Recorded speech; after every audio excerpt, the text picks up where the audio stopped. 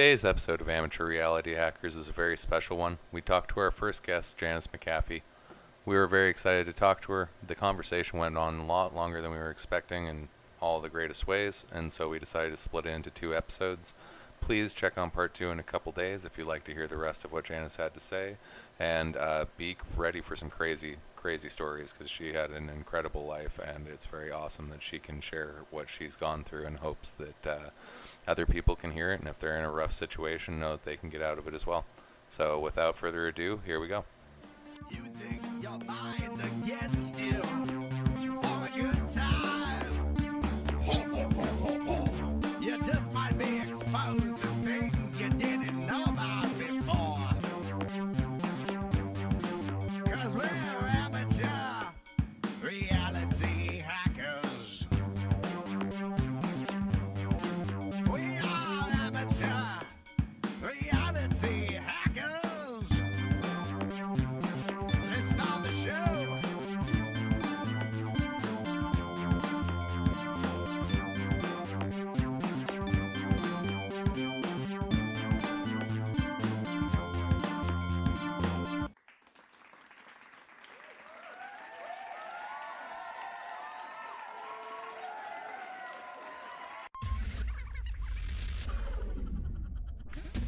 All right, and welcome to another episode of Amateur Reality Hackers. Today we have our first guest on, Janice Mcafee. I am very excited to have her here.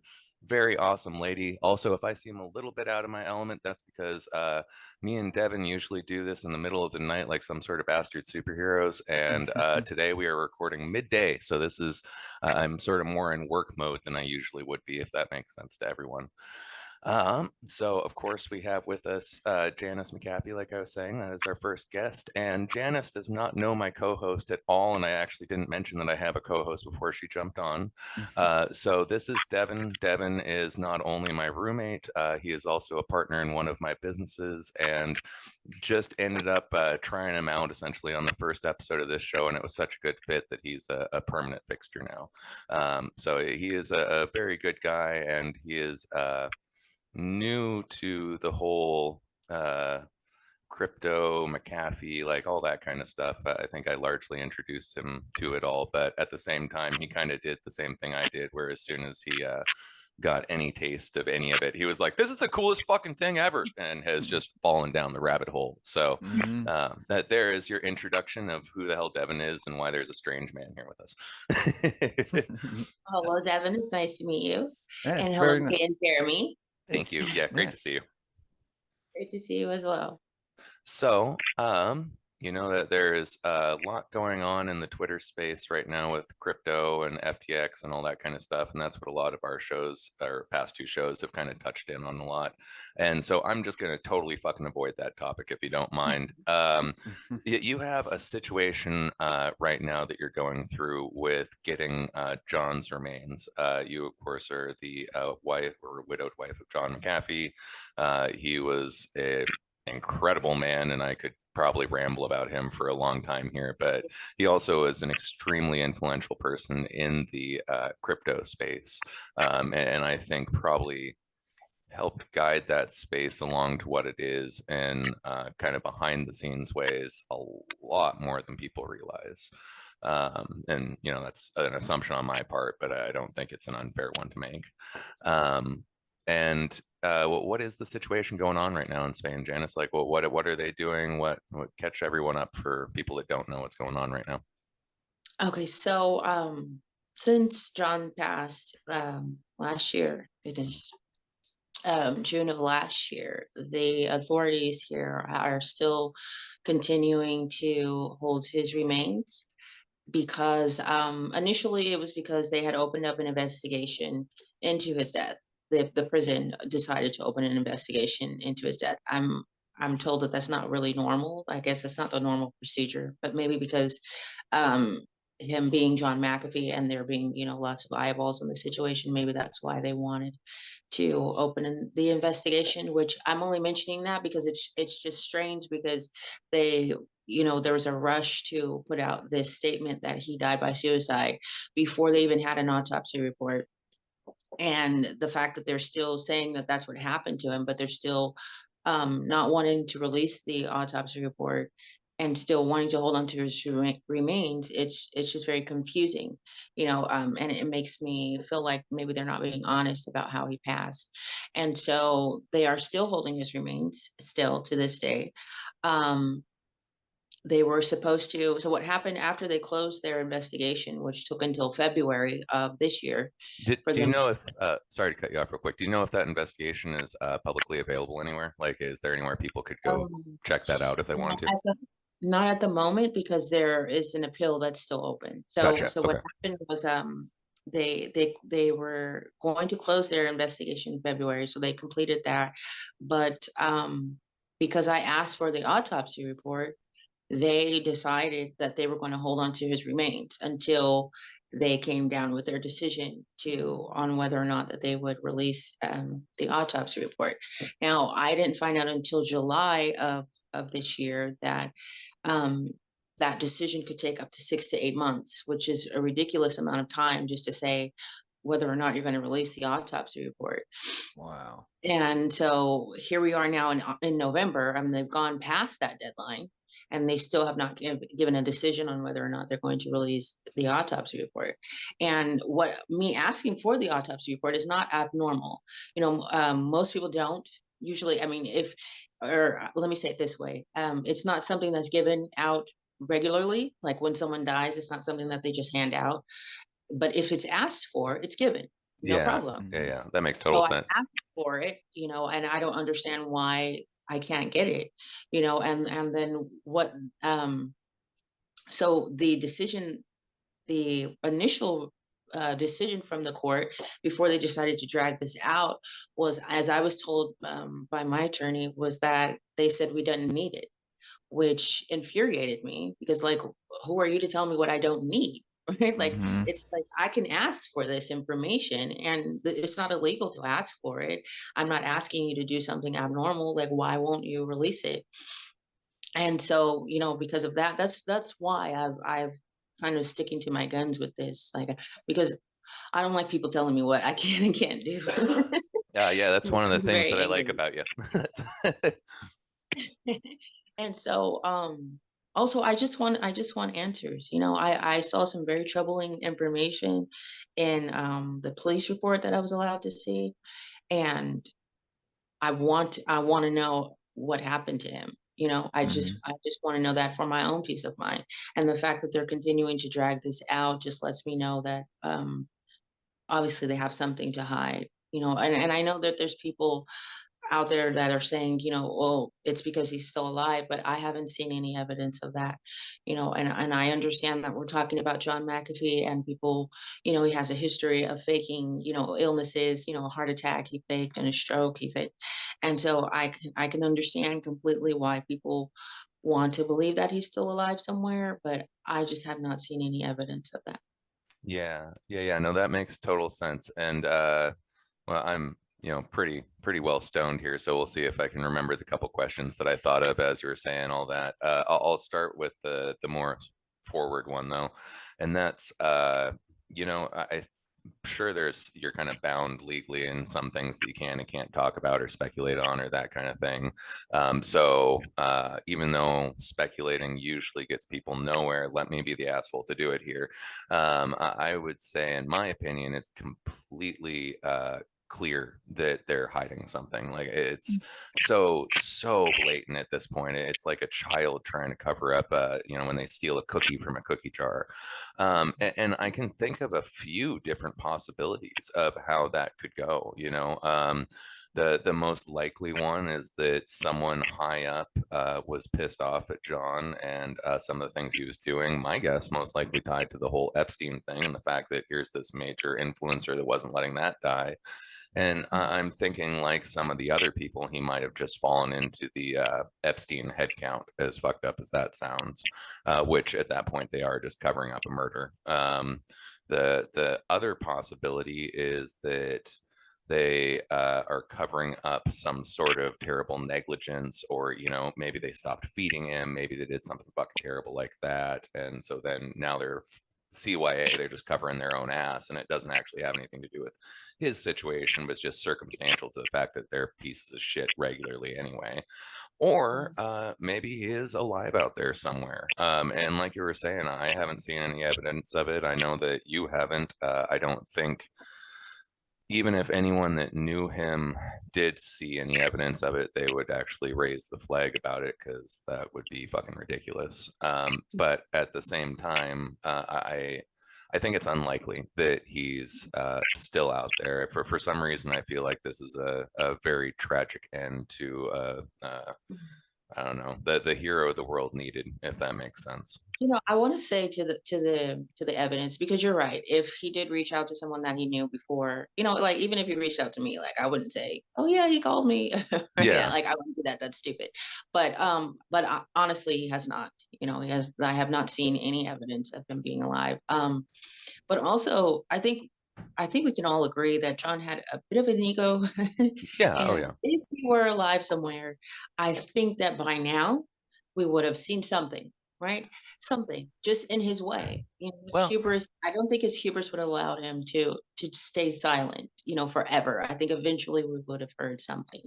so I've always had a little theory about John. And now that he's passed or disappeared or whatever the hell is going on, we'll go with the most, Occam's razor option, which is that something terrible happened and he passed. I always thought that there was like this little fucking small chance he might have been Satoshi himself. And I know anyone that I tell that to, at first they're like, no, you're fucking insane. And then I kind of paint out my roadmap for why I think that's a potential, like a 1% potential.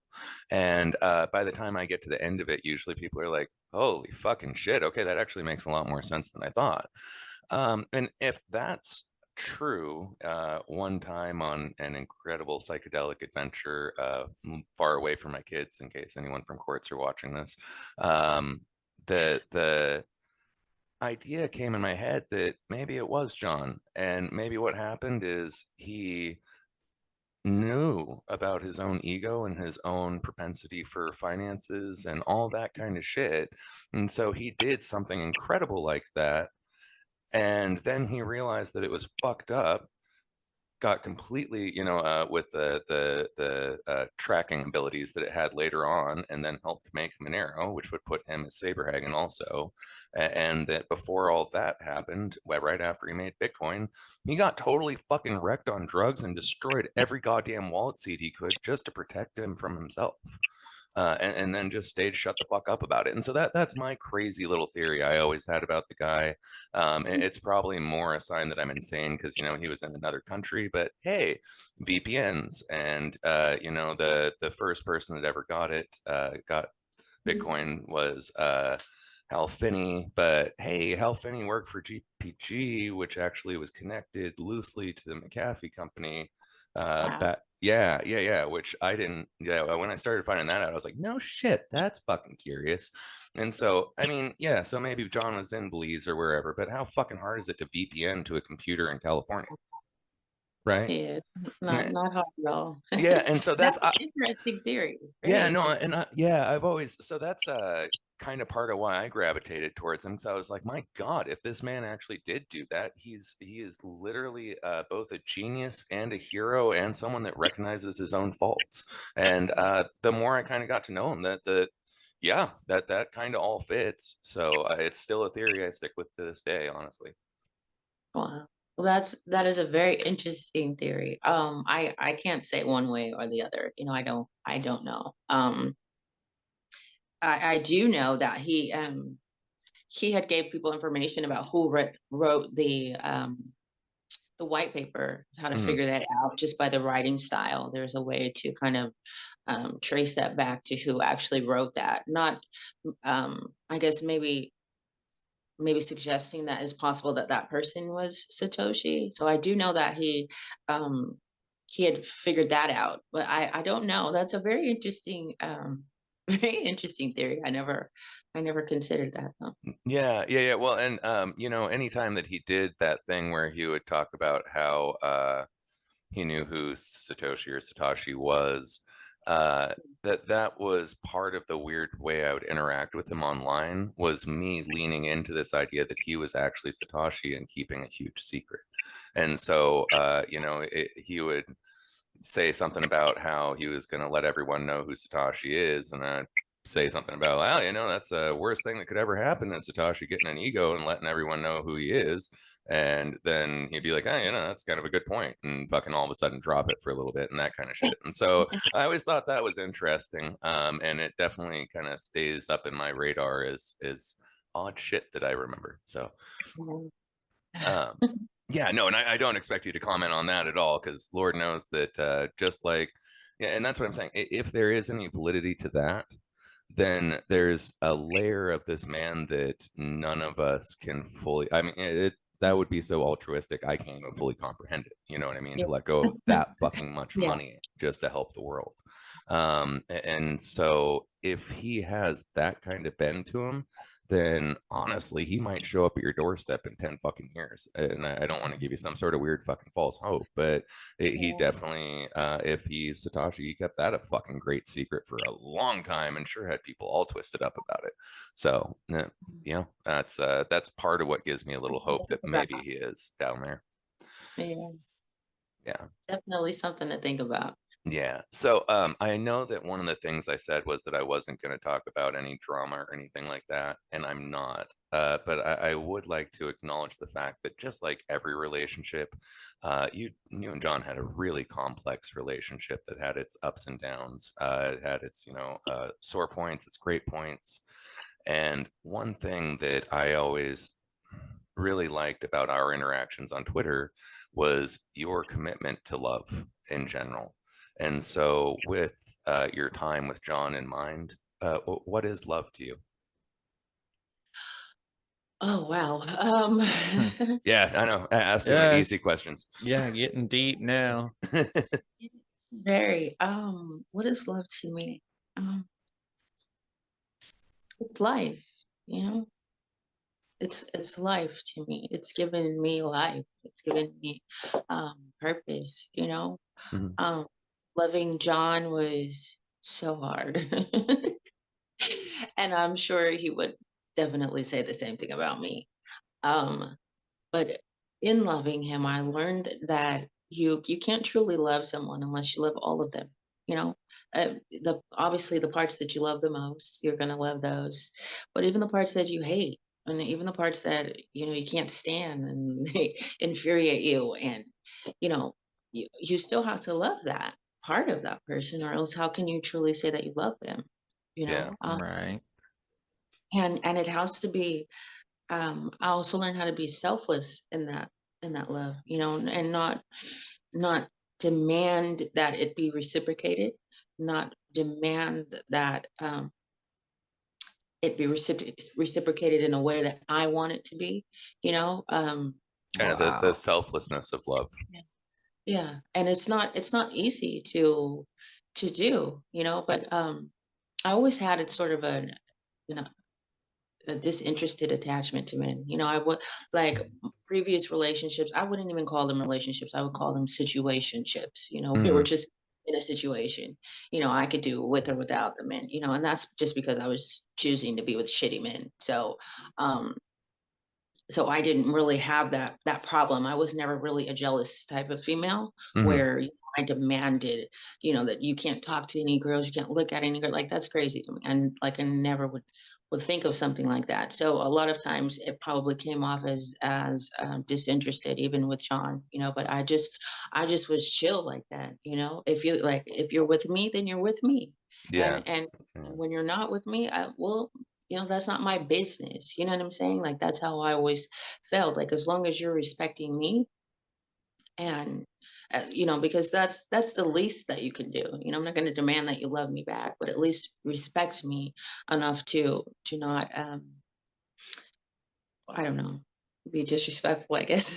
So Yeah. Yeah. Yeah. No, that makes I total think it's sense. not making sense of how I'm trying to explain this, but just respect my wishes, or we had when John and I first met, he had flavors of the week that Hmm. would come or that he would go and visit. And that was cool because we had we had a guideline in which, this is what I want you to do, to respect me in this, like I'm not demanding you to be committed 100% to me, because that's not what I was looking for, you know, um, with him initially. And even when it grew to something more serious, it's not something that I demanded, because Mhm. if he was happy, then he would do whatever it was to make him happy, right? And if he was happy with me, then he wouldn't need to do those other things. And so therefore I wouldn't need to demand it. You know what I'm saying? If that makes Yeah. sense. No, that makes total sense. I'm not saying that that's what I wanted him to do, but I'm saying if I was making him happy, then there would be no need for that. And then there would be no need for, you know, I don't know.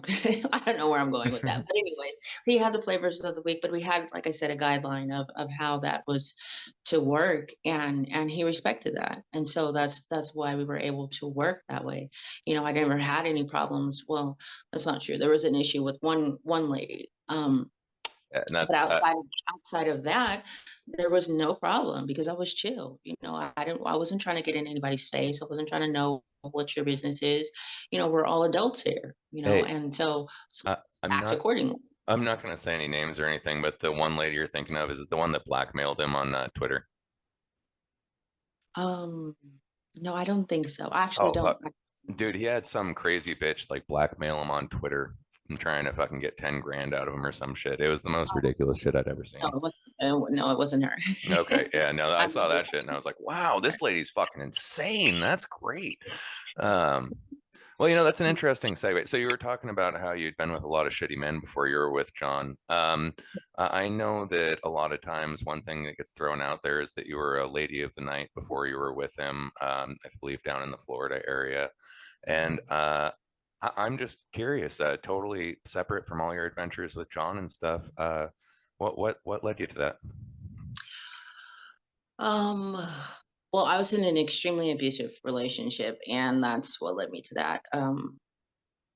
Not a relationship, but a situationship. Yeah.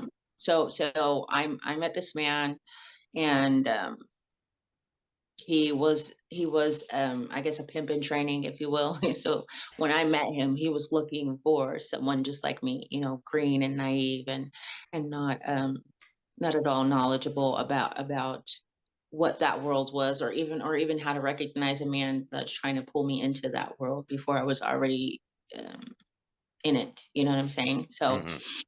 um, when I met him, it was supposed to just be a one night stand, at least on my behalf, because I had just had well, my daughter at the time was 1 year old, so I already had a child with someone else, and that situation didn't work out. So, I mean, we had been together for years, and once I had his daughter, it just didn't work out. So when I met this guy, it was just supposed to be some fun, right?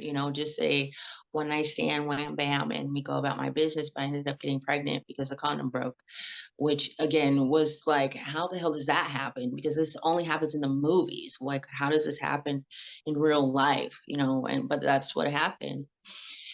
And so because of that, I just was not willing to let this be another baby daddy situation, because that's not how I was raised. And I was so embarrassed and so ashamed. I didn't believe in abortions at the time. So that wasn't an option. Um, and so what I did, instead of, I don't know, what I tried to do to fix the situation was try to make this a relationship, but he was looking for a prostitute. And so initially he behaved as like a boyfriend, kind of like a boyfriend or whatever. And when I lost my job, um, he started talking about girls that he went to school with that were escorts, and they would put, ads in the paper or whatever, and they made a lot of money. And so, he's suggesting, just making suggestions at first. And finally, after a couple months, I was like, fine. He said, well, let's just put an ad in the paper. And I was like, okay, whatever. Not really thinking that anything would come of it, or that I would even go through with it. I don't know why I said yes, but by this time he had started hitting me, not beating me. badly, but he was hitting me already, and I didn't have anyone that I could talk to about that, or let anybody know what was going on, because again, I'm pregnant again, and I'm getting hit, and my parents are very religious. And so I was already getting a lot of slack after having my first child. And so I just, was just imagining those conversations and how I'm going to explain this, and it just seemed like, okay, if I can make money from this, then that's fine, what he told me was that I wouldn't have to have sex with these people. It's just, I just go out with them and, be a companion, right? Go with businessmen to their dinners or whatever. And but something told me that that was bullshit. I didn't know, but something told me that that was bullshit, because it just seemed ridiculous why men would pay that, you know, amount of money just to go to dinner with them. Although I'm sure it does happen. But um, so eventually, I started getting some phone calls, and I would just blow the people off. I would just, completely ruin the call, and they'd never call me back, because I wasn't really honestly committed to it. And eventually he said, you know what, the next time you get a call, I'm going to be right there next to you. So I want to hear what you're saying to these people. So we did that, and I ended up booking this guy. And it was the quickest amount of money I have ever made. I was there 15 minutes and I made $300. And now looking back on it, I can attribute that to the fact that he was also just as nervous as I was. So it must have been his first time as well, which is why, he was concerned that maybe somebody would come in and rob him, or that I was the police, and I was concerned that he was the police. And so it was just the weirdest, quickest transaction ever. Um, and just like that, just like that. It's always easy initially when you're doing these things. I would imagine, like, for a dope dealer, it's probably the same, when you make that first sale, or even for a thief, when you do that first big robbery or something, and it's so easy because that's how you get hooked. That's the way, you have to get hooked, even with gambling that first time, and you make a lot of money, and you think that that's how it's going to always be. But that wasn't the case. And so the beatings continued. I'm getting bigger pregnant now. I'm starting to show. And he didn't want the baby, but he didn't want to give me money for an abortion. Although like I said, I didn't believe in abortions, but I don't know, maybe if I had the money, I might have changed my mind. I don't know. But anyways, that's not what happened. So um, instead of him giving me money for the abortion, he was beating me, hoping that I would lose the baby. And so That's I have terrible. all of this going on. And, again, I didn't have anybody I could talk to or tell what was happening to me. I honestly didn't believe that my family would have helped me, because like I said, they were so pissed about, the first kid that I had already had. And, and so, So, yes. Janice, I hate to make you pause here real quick. Are you in Mhm. a rush at all, or do you have more time? No, I have time. Okay. So I'm using free Zoom because I work on a shoestring, and we've got a minute and 26 seconds before it kicks Yes, us off. I So understand. I was gonna say, do you want to take a like 5-minute break, and I'll send you another link, and then we can just pick up? Yeah, just send me the link and I'll be ready. Cool. Right on. That's yeah, we'll pick up right where we left off in 5 minutes. That sounds great. Do you like to smoke cannabis?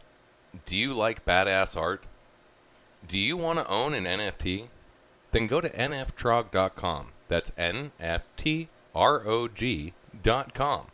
With an NFTrog, you'll know that you are the coolest stoner on the block, without question.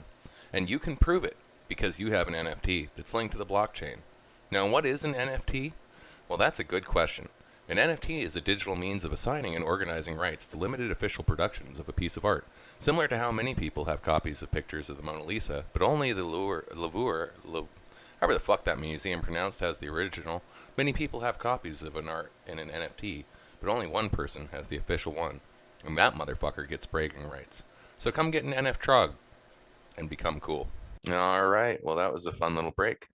So sorry about that, everyone. And I believe we left off at the point in your tragic story where he was trying to end the pregnancy by being an abusive fucking monster, essentially. and this went on for quite some time. So probably the entirety of my second trimester. Um, and I just would like to say that she was born healthy, no developmental issues. She's so smart. She's 18 now. She's beautiful, and obviously we'll never have contact with that monster. Yeah. Um, Yeah. and so, but she's beautiful and she is well. She's healthy. So I just want to share that bit because obviously she is traumatized from obviously she's in the womb, so she's everything that I suffered, she suffered, and so she doesn't like when people raise their voices, or like if she's getting in trouble, you have to be very um cautious of how you speak to her. She's very sensitive of people's moods and when they're angry, and she doesn't like it, and she'll kind of retreat into herself, into her safe space, and she's very much into Disney movies, so she'll go to that, or mostly the music, because of the music, and so she'll go to that, and that's kind of her safe space, because that's what when they were little, I would turn on the movies and we'd sing and dance together, so it was something that we had, and it's something that it's kind of stuck with her to help her, like I said, find her safe space, when Oh, things are a little stressful. no, I was gonna say that's adorable. It sounds like her safe space is her mommy, and so it's a memory that's easily accessible that reminds her of you dancing around with her. That's fucking cute as hell. You're an awesome person, Janice.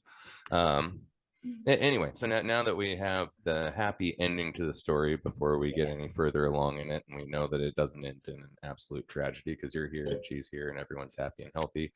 What progressed from that? Like, at any point, did you split away from this guy and just start on your own thing, or were you with him the entire time you were doing that?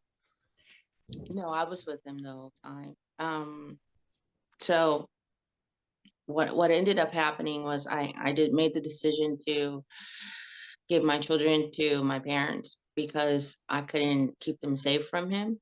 Nothing ever happened, but my concern was that something would happen if he was around them, because we were living in Las Vegas, and he actually almost killed me there. He We were in the laundry room, and he took the PlayStation cord and wrapped it around my neck, and I was starting to pass out. Holy fucking shit!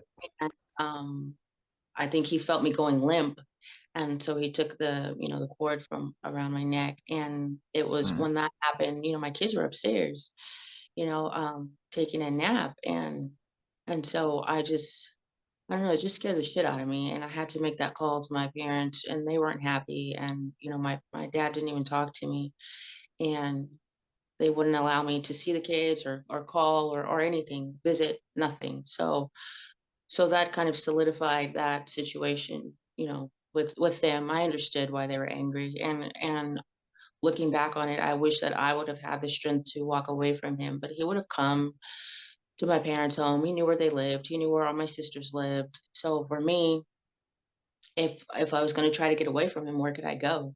That he wouldn't know where I was, that he wouldn't come and, come beating on the door, or whatever. I didn't know what he would do, or what he might have been capable of doing to my family, and I didn't want to put them in that situation. So asking for help for me just wasn't an option, Mhm. and I just didn't think that they would want to help me, just because, like I said, if you know anything about religious people, then you understand when I say that they were very religious, Mhm. um, and for whatever reason, most religious people are very unforgiving. That's not the problem now. Obviously we've been able to work things out now, but at the time, there was no understanding. There was no love, like, the way that the way that it's taught, in from the Bible, there was none of that. Um so I just suffered through it, and then also I kind of felt like I deserved what was happening. I deserved what was happening to me because of the choices that I made. you know um Well, I and mean, and that's really sad. Sorry, I just to say, but I think this is a trap that a lot of people get in, and it's kind of why I wanted to bring up your story. Is I went to school for psychology, and so I have seen and heard many people that have had this kind of story in the past. And there's typically two groups of people that I've found that have done, sex worker jobs in the past, and that's people that have been in really desperate situations. Usually, kids are involved, so they have kids they need to feed.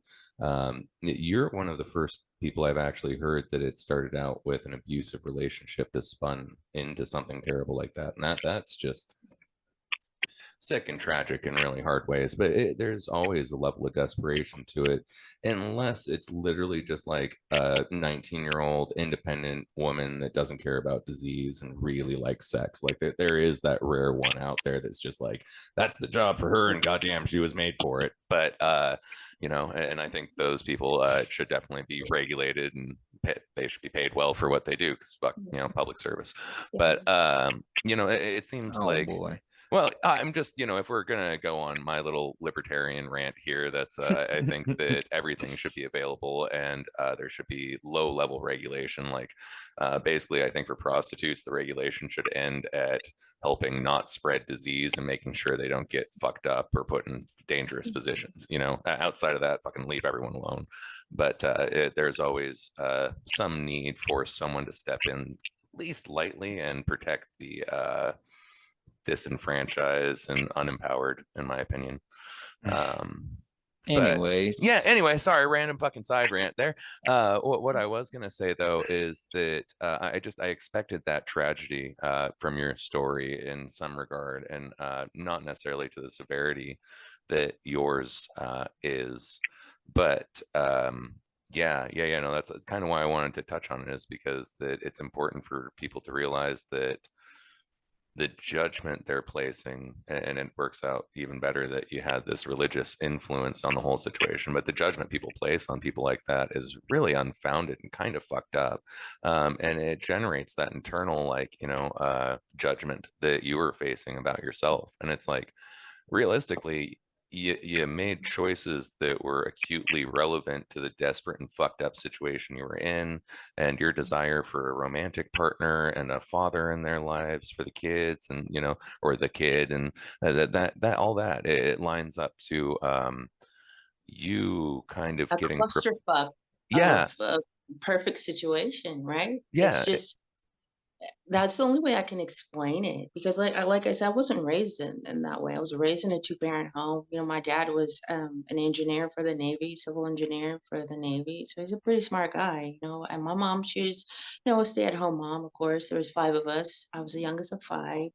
Um, but I was just someone that went to the beat of my own drum. I was, I was a very difficult child. Hmm. Is the nicest way that I can say that. But it's what they allowed. I'm not placing blame or not accepting responsibility for my behavior. But what I'm saying is, as being the youngest of the family, I was very spoiled, and there was a lot of things I got Mm. away with. And my parents were somewhat older when they had me. My dad was in his mid 30s. My mom was 31. And so by the time I got into middle school, they were kind of like done raising kids. They were like over it. So I kind of got left hanging. My sister was my sister that's closest to me in age. She was kind of um, the person I went to, in my life, and still, and even during that time when I was a working girl, she was the only person that I could call and would not get judgment from. Now I could call her, but asking her for help, she was just starting her family, and so I didn't even tell her exactly, everything was happening, but I could still call her, and she wouldn't judge me, and she'd let me know how the kids were doing. And I mean, she knew everything that was happening, but for the longest time, my kids thought that I just didn't want to see them. Like, nobody knew that my dad said I wasn't allowed to come or call or write, you know. But that one sister, she knew, and I explained that to her. But nobody else reached out to me. And obviously, there's still some hard feelings there. Of course, my parents were done raising children, obviously, and they didn't have to come and get my children. So I'm not at all condemning them. They made the decisions that they made in the best interest of my children. But I guess I kind of feel like I wish that I could have gotten help from them as well, but I'm extremely grateful and forever in their debt for them taking on my children as they did. So long story short, there's the beatings continued. We moved around a lot. I wasn't only in Florida as a working girl, all over the country, Mhm. California, Arizona, Colorado, DC, Virginia, Maryland, um, Miami. So, all of the pretty much the major cities except for Texas. I don't know why we never went to Texas. But all of the other major cities in the United States, obviously that's where prostitution is in the major cities, and Vegas obviously is one. And by the time I made it to Miami, Florida, I was just a different person. I'd been through so much shit with him, so many beatings and humiliating things, though. The way that he would beat me, he would do it in front of other pimps, you know, in front of other hoes, that's what we call them, but other in front of other working girls that were, that either that he had or that other pimps had. So it was very demoralizing, to be beaten in that way and publicly, just for whatever reason that he just wanted to shame me in that way. And so I guess I was coming to the point of being done. It still took a little time because obviously there's a lot of mental shit that you have to One sec. You're good. You can keep talking. Buddy, can you go to your room? 1 second. How'd you get away from that situation? I'll be right back. um yeah, no, of course. John helped me John? actually. Okay. Yeah. How'd you meet John? Like how'd y'all come together? Yes. So we met in Miami. He had just been deported Hmm. from Guatemala, and I knew nothing about him. I didn't even know who he was or that, anything that was going on with him because I didn't watch the news. And Right. so um he came in December 13th. And so that night I was at home, me and the other girl that was working, that we had the same pimp or whatever. And we were sleeping, we're in bed sleeping. And I think it was like a Tuesday or Wednesday, something, which is typically a very slow night for Right. or Miami, there's nothing really going on. And just the season, it being December, there's nothing really happening in Miami until, closer to New Year's. Hmm. And so, I took it upon myself to say that we're going to have a night off, and my pimp calls at about like 10 o'clock and he's like, why are you guys at home? Like, get up, get dressed and get out. And so, we get up pissed off and dragging ass. So anyways, we make it out finally and just kind of bullshitting right there on South Beach. There's a club called Mangoes. So we were sitting out in front of that. And I made the decision that we would leave and go to the casino, which is in Fort Lauderdale, the Hmm. Hard Rock Casino. And my car happened to be parked down. I didn't know this at the time, but my car happened to be parked across from where John's hotel was, which was the oh my goodness. Okay, I can't think of the name now, but Oh, that's all right. but so we're making our way towards the car, and John is actually standing out in front of Johnny Rockets, which is right there on South Beach, and he's speaking to one of the workers. And I look at him, I kind of size him up quickly, and like, okay, he looks like he's broke, and and he doesn't look like he's interested in entertainment and being approached. So I didn't, but Right. we caught eyes, and I smiled at him, and he kind of nodded and acknowledged me, and I kept walking by. And so then for whatever reason I turned around and looked back and I caught him looking at my butt.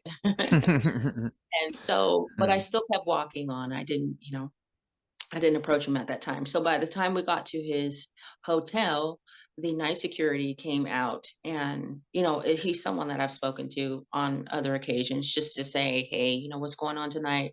Are there new parties? Are there new people that are in town? Are the cops Mhm. out harassing girls? Just kind of trying to get a temperature check on what's happening Right. tonight. And so he looked down, from where we had come from. He's talking, but he looked, he's looking around, and he noticed that John was standing still standing where I had just seen him, by the Johnny Rockets.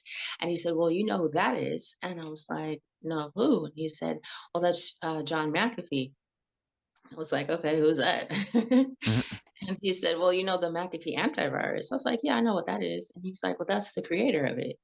And so I said, "Oh, really?" And I kind of hesitated a bit because like I told you before, he didn't look like he had money, but obviously Mhm. I'm to find out that's not true. But also he just didn't look like he was interested. So I hesitated a bit, but then I said, "You know what, fuck it. What's the worst that can happen?" So we start walking back, but I don't see him anymore. So we kind of run a little bit to try to catch up to him. And he's standing in front of the news cafe now talking to the waiters, I guess, there. And the news cafe is not far from where we are. All of this is on South Beach, right there on Ocean Drive. And I see him smoking a cigarette. So I ask him for a cigarette. And while he's lighting my cigarette, he says to me, "What are you girls out here doing? Drugging and rolling old men?" And then I say to him, "No, we don't use drugs." And so he was taken aback by that answer, because basically to him, I was saying that I was good enough to not need drugs anyway. But it was just a conversation within a conversation that we both understood, basically him letting me know, "I know what you girls are all about," and me acknowledging that, basically. So um immediately I just went into my spiel, just to get it out of the way. Like I said, he didn't look interested. So, I thought I'd just shoot my shot, which is what I did. I was like, "So you look like you're having Mhm. a rough night. Would you like, 2 for 1, or, maybe you want chocolate, maybe you want vanilla, or, whatever." And he was like, "No, I really am not interested. I'm having a hell of a night, and I just want to have a good cup of coffee." And so I said, "Okay." And he said, "Well, would you like to join me for coffee?" I was like, "Okay, sure." I honestly, I wasn't doing anything. So we sat down and we got coffee, and I asked him, I said, "So what brings you to Miami? Are you here on business or pleasure?" And he was like, "No." He's like, "Well, do you know who I am?" And I was like, "No, I don't know anything about you." And he said, "I'm John McAfee. I've been on the news for like the past couple of months, especially here in Miami, And I was like, "I don't watch the news, so I don't know who you are." Mhm. And he was, I tell this all the time because it did seem a little bit like he was almost a little offended at that, that I didn't know who he was. But and so he proceeded to share with me what happened, what happened with him in Belize, or why he was, in Miami, how he was deported. And then from there, obviously, I'm asking, well, what happened? Why did you have to get deported? And so he went into the details of what happened and how he came to be in Miami. And so we sat there and talked for maybe about 3 hours. And eventually he asked me to get rid of my girlfriend because she was high on Molly and she wasn't really adding anything to the conversation. So I asked her to leave, and we I sat bet for she another. loved you both a lot, though. Yeah. That's Yeah, she really didn't add anything. She just was like, "Yeah, okay." And she was in just the zone. She was in the oh zone. no, she had gone a couple points too high. That's not good. Yeah. Yeah. I was actually surprised she was able to get the car home without getting, wrecking it, but she did do that. So, um, and so I asked her to leave, and we spent maybe another half hour there, talking some more. And he invited me to his hotel room, and we got to his room, and he's standing like on the side of the bed, and he says to me, "Would you mind if we just cuddled?" And immediately I was like, "Yeah, sure, that's fine, no problem." But cuddle, obviously it was just cuddling, right? Just cuddling like people do. But Mhm. I don't know, for whatever reason, I thought it was some code word for something super kinky. Right? That's what I was thinking in my mind. But I still said yeah, because I figured whatever it is, I could figure out how to do it. Oh my goodness. Oh, shoot. So I know it's so stupid. So, anyways, we're in bed, and he puts his head on my shoulder and he goes to sleep. Like in 5 minutes, he was asleep, snoring. And he was just at peace, and that was, I don't know, it's just something very beautiful about that moment. And I had the best sleep that I had had in a very, very, very long time. So And I yeah, actually have a question for you, and this was all a perfect segue that I stumbled into. Sorry, I had to step out for a second and take care of my no boy there. problem. Um, so John has in the past been accused of being extremely paranoid. I don't think that is a fair assessment, but I could definitely see him having some unusual paranoid episodes for various reasons. Um, and I'm just curious. I remember him talking about how at the beginning of your guys' relationship, there was somebody trying to kill him that was connected to you. Yeah. Yeah, well, what was that all about? Because that's fucking fascinating.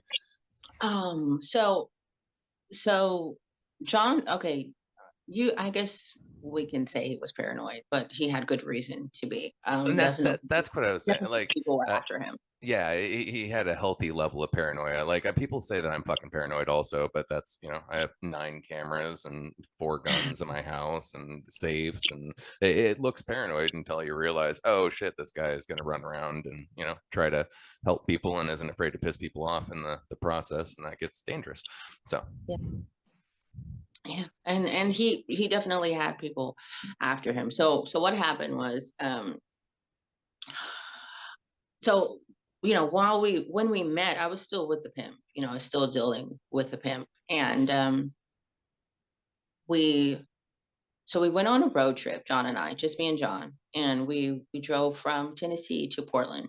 Why Portland? I don't know, but he had just bought a truck in Tennessee, so I met him there, and it was a 3-week trip. It was awesome. It was awesome, except for the fact that my pimp kept calling me and harassing me. And, we kept fighting because I'm like, I'm in a car with this person.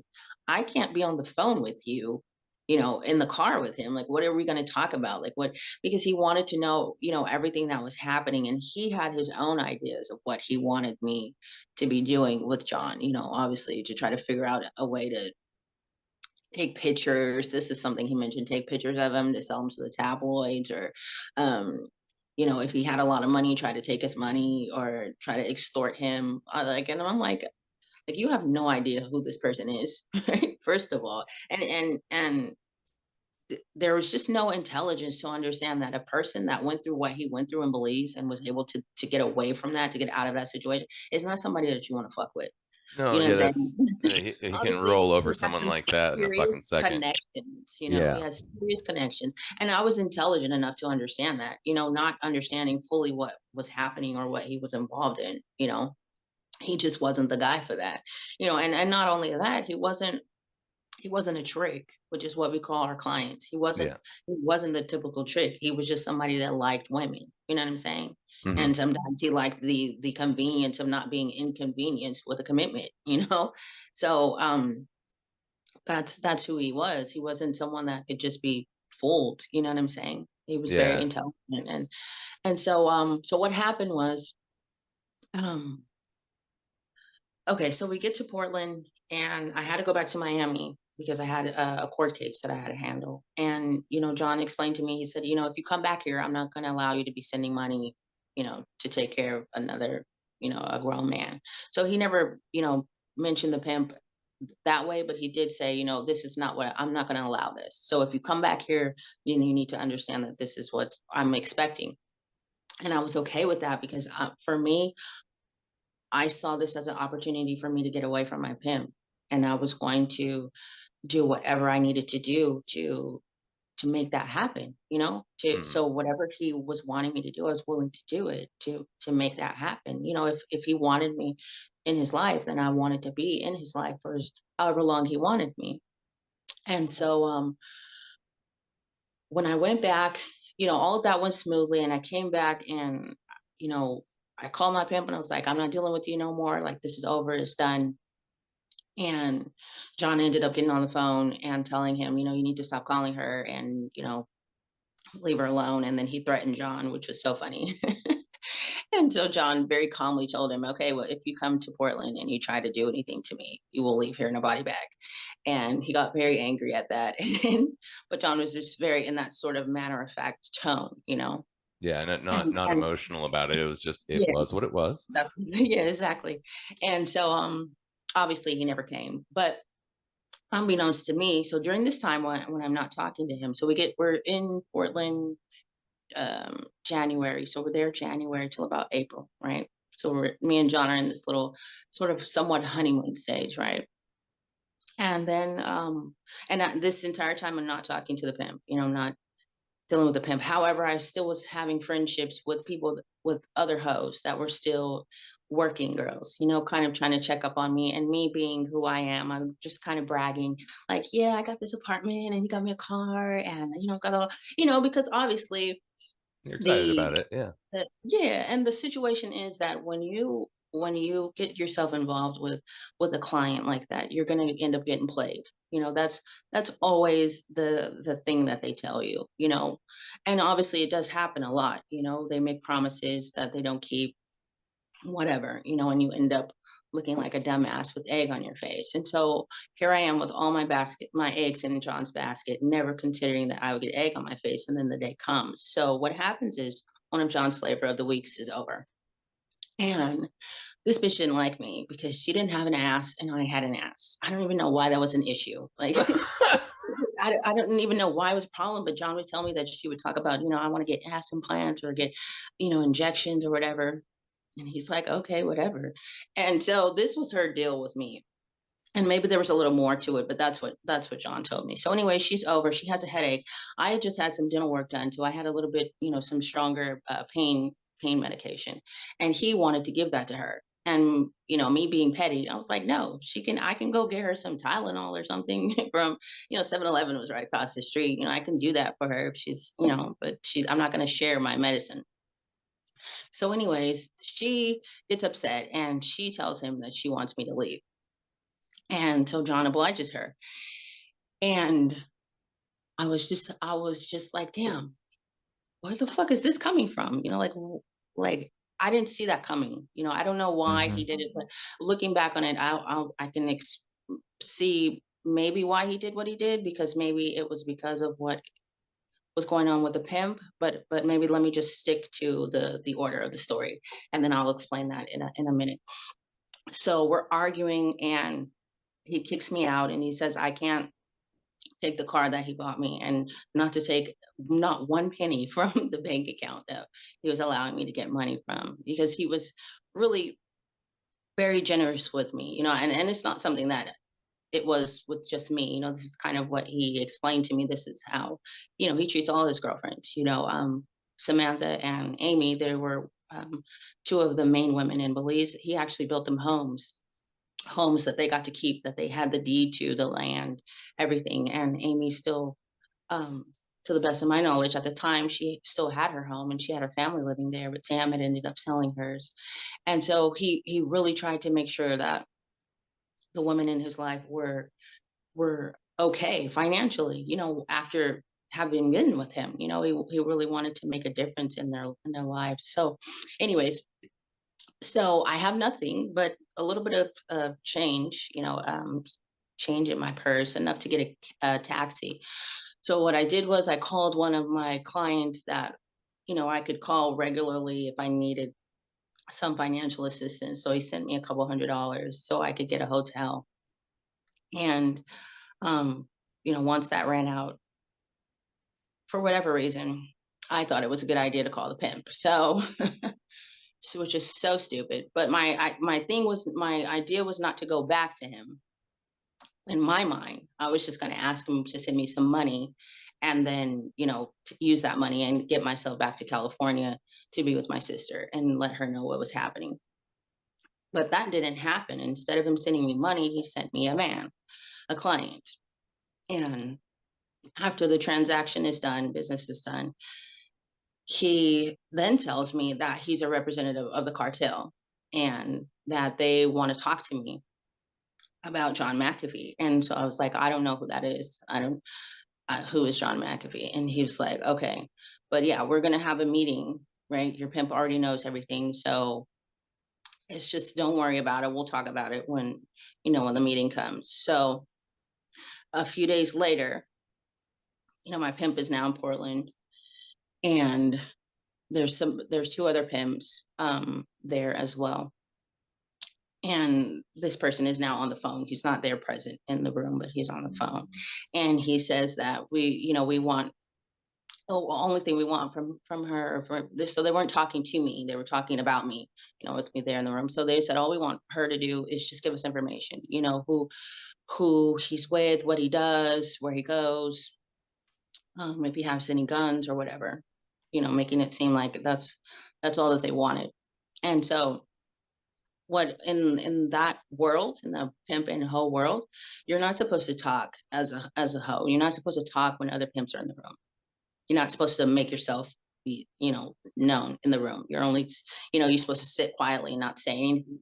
But I said, fuck that. And it was like really telling them, I'm not doing this shit. I'm not doing none of this. Y'all is fucking crazy. I'm not doing this. Like, you have no idea who this man is. And I'm not about to put my life on the line trying to do whatever it is that you guys want me to do. And immediately, I'm being threatened by one of the other pimps who's also from California, a very famous pimp from California. And, he's like, I'll kill that bitch if she does anything to fuck this up, or if she snitches, you know what I'm saying? I'm gonna kill her and her whole family.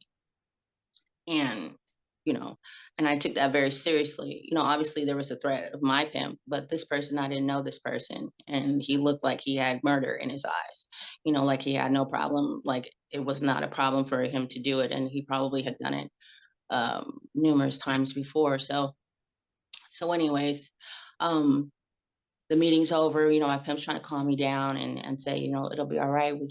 It's just information. Like, you don't have to do nothing to him. And so eventually John called me. So this whole time, John and I weren't talking. I was gone maybe about a week, maybe about a week. And after this meeting, John calls me and, and he's apologizing and he says he wants to meet up, and he comes to the hotel room, and he comes and sorry, it's not funny, but it's just when I think about it, when I think back on it. So when he comes in, he's like looking around, behind the curtains, and he left the door open, the main door open, just in case, you know what I'm saying? He's looking under the bed, in the closet, and I stood back and I let him do, what he needed to do to feel comfortable. And So to go back, real quick, is it okay if I send you another link? That's we're getting down I'm to a sorry, few I'm minutes. talking too much. Oh my No, gosh, yes. dude, this is absolutely great. I love it. You are fine. But I'm gonna stop the meeting real quick and send you Okay. another link here in just like 2 minutes, okay? Thank you again to Cygnus Grey. Their product is the most amazing thing. Okay, I can't do this anymore. They're making me say all this. They say I have to use the augmentation reality cream on camera, but every time I smell burning hair and it just is fucking. God, one of them is coming. Hold on.